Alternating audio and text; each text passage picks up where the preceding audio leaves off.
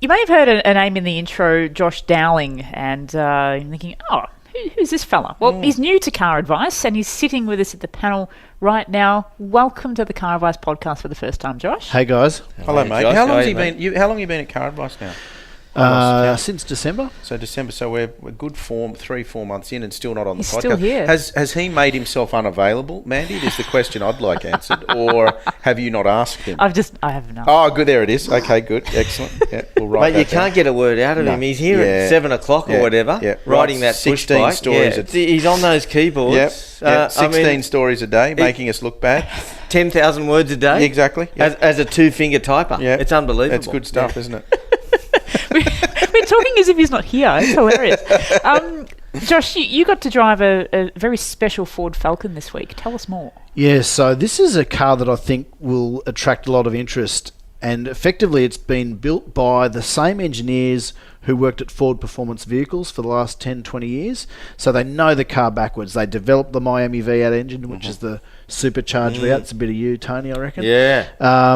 And they've given the Falcon enough time to end manufacturing. They wanted to depart give it gracefully. Yeah, they wanted to give it a respectful space because, of course, all the journos who were at the event earlier this week just said, well, it's the GTHO. It's what could have been the GTHO. Wow. Now, to be fair to Ford and to the engineering guys, there was never a program approved for a GTHO or a modern GTHO. Can I, just before you go on, mate, you and a couple of other select journos, you'd heard whispers about this, hadn't you? Like, was there... Well, the whispers came from the boss of FPV. Right. For years, he said he wanted to build a GTHO. Right. When you'd go to interview him in his office, there's a photo of a Phase 3 sitting behind him. So clearly he's he's got a bee in his bonnet. They made no mistake, made no bones about the fact they wanted to do one. But these projects take time, they take resources, and they take courage to do. I mean, Ford is typically in my impression at least, is a conservative company. They're very cautious. They are. They could have sold easily twice as many XR8 and XR6 turbo sprints. Yeah. They could have sold twice as many GTFs. So they played it safe. And my understanding of it is that they had all the bits there ready to go for a GTHO, and then, of course, the announcement was made to shut Broadmeadows. And I just think they ran out of runway. I think had they had more time, had the Falcon had more life left in it, they would have got there. Mate, I'm salivating to hear what it's got. I'm going to tell you. This is. I like keeping you waiting. That's what he's here for. This is great storytelling. You make us wait. So they had all the knowledge and all the bits. Yeah. And they didn't want to let that go to waste. And they obviously couldn't do a fully blown program where they could do 200, 300, 400 cars, or 300 like HSV did with the W1. It's not a Ford branded product. Their new brand is called Premcar. So it's basically all the old FPV guys and ProDrive guys. Yep. And basically starting a new company called Premcar. In a new facility, not far from where they were. Sure. They still do work for Ford in engineering. Work for Ford and other brands. Where are they sourcing the cars from? So it's BYO car. Really? So you and I turn up with our base car. That's so cool. It's the Singer version of... That's it. Ford, is it? And the great news is there's 10,000 supercharged V8 Falcons produced since November 2010, and they're going to do 100 of them. I reckon 1% of buyers, probably a safe bet they're going to take this. Absolutely. Now, that's one of the questions we asked them. It's highly likely there'll be more than 100 people want these. Will you build more? They're going to be offering money under your nose, and they said, absolutely not. We're making this exclusive. We're numbering them from 1 to 100. When we get to 100, that's it. So first in, best dressed? Wow. Okay, and what's the cost? So it's about $30,000 for the engine upgrade and exhaust package. Sure, yep. And it's about $14,500 for the shocks, tyres, suspension, and wheels package. So now that's not cheap, 45 grand. Most customers so far have gone the lot. Having driven it, I wouldn't do the chassis without the power. I wouldn't do the power without the chassis. Go the whole hog. You do, absolutely. And most buyers are. So you're up for 45 grand plus BYO car. And that's a lot less than I would have thought. It is a lot. I mean, like I remember, and I don't know if they're still doing it, but a company like Techno Autosports that do the V8 racing, you can take an E3 GTS to them, and it's about 18,000 drive-in, drive-out for that kind of stuff to your HSV. So yeah, 45 for a bespoke, and they're not limited in number. So 45 grand for a bespoke product like that there's only going to be 100 of them, to what is already a pretty good car to start with. Any body kit? So there's no visual change. So what it looks like when you roll it in is what it is. So very much like the GTHO of old. Same thing. Like the old HO, apart from a bigger fuel tank. So no badge or anything around the car? There's a plate under the bonnet, and there's a plate near the gear shifter. That's it. From 0 to 100, that's it. No external. No external badges, unless people want to do it. Oh, sorry, there are 2 badges on the fenders underneath the repeater normally goes. What do they say? Premcar and then SVT, which is kind of like the special vehicle technology badge that Ford used to use. SVT's patent has lapsed in Australia, so these guys have snapped up SVT, and so they're helping sort of develop that SVT brand here. Wheels and tyres? Yeah, Michelin staggered. I think they're 295s on the back. Awesome. So here's the deal.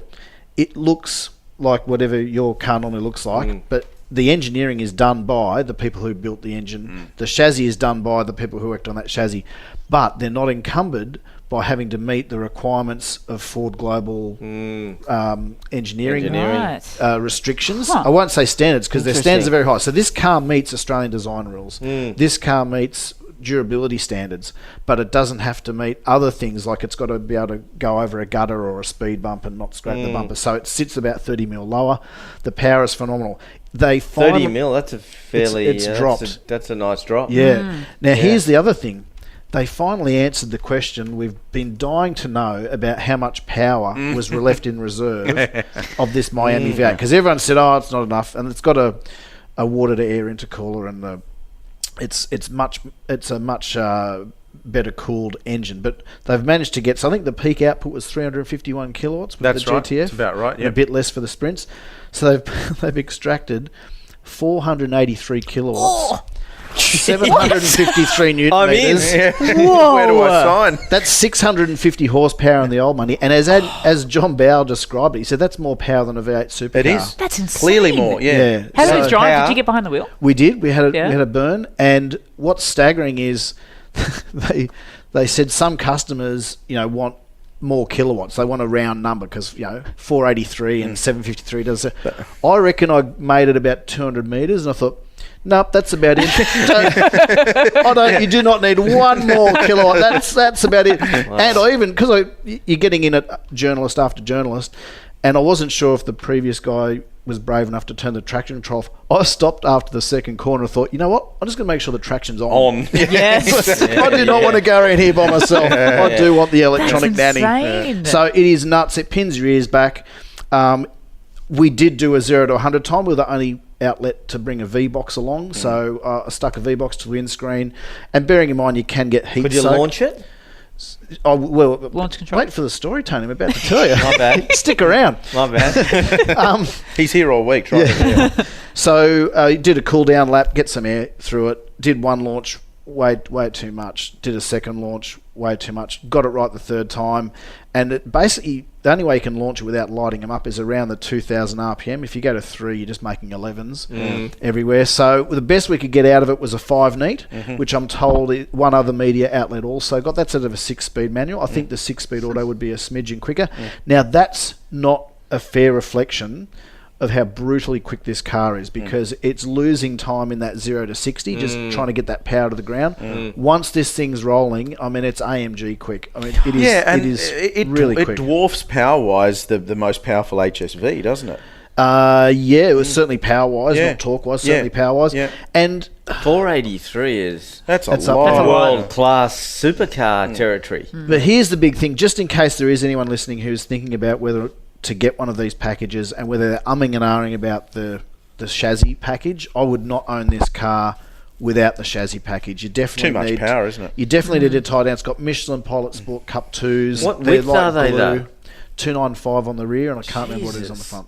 And so therefore, they've had to even engineer a helicopter grade sort of suspension arm to fit those 295s on the back. So they're all, obviously they're beautifully offset. It's beautiful. It's stunning. It is. Now, you guys know I'm not known for raving about stuff. I tend to hold a magnifying glass to everything. I tend to be pretty tempered in my... You don't drink the Kool-Aid, mate. Yeah, I'm pretty tempered in my enthusiasm for something. But this is without doubt the best Falcon I've ever driven. I can't believe I was in a Falcon. It stuck that well and it felt that good, and it just shows what's possible when engineers are allowed to do the cars they want to build without the bean counter stopping them. I've got a philosophical thing for you, because I've been looking myself at buying one of the last GTSs. So I've been thinking about buying like a Gen F GTS HSV product.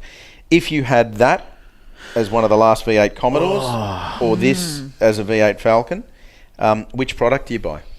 That's a tough call. I mean, if you're going to do track days, I would do the Holy Grail. Did I mention it was called Holy Grail, by the way? So we call it GTHO. Really? So they weren't allowed to call it GTHO. We should make that point. So they came up with Holy Grail, and it's no coincidence that Holy Grail has HO at the start. So just clarify that. But yeah, look, if I was doing track days, I would go the Holy Grail. If I was buying it to keep it as a road car and try and get some resale out of it, I'd probably go the GDS. The difficulty is, because it can be any type of supercharged Falcon, it's not like a run of 100 identical Falcons. It's really difficult to know the collectability. I've got no doubt it's an awesome car. I've got no doubt people love them. I've got no doubt people will think, people will value it higher. Yeah, they will. But it really takes the person buying it to value it high. It's a little bit more of a risk than if you're buying a branded car. That chassis, the chassis kit and all that. Is that Ford Performance parts? That's Premcar parts. This is all that. And it's got adjustable shocks, and you can have it in one sitting on the way to the track and another. So they're sitting when you get unique to the then. track. Correct. And even in the hardest setting, it's gorgeous. And when I told them I was going to do 0 to 100 times, they said, "Oh, hang on a minute." They got under the back and adjusted it. Just the suspension made it a bit softer. But the tyres were already hot, so I'm confident that's the best time we could get out of one on the day. But as I say, that's not a reflection of really how fast it is. Once it's rolling, it feels like an AMG C63. Like it's just nuts.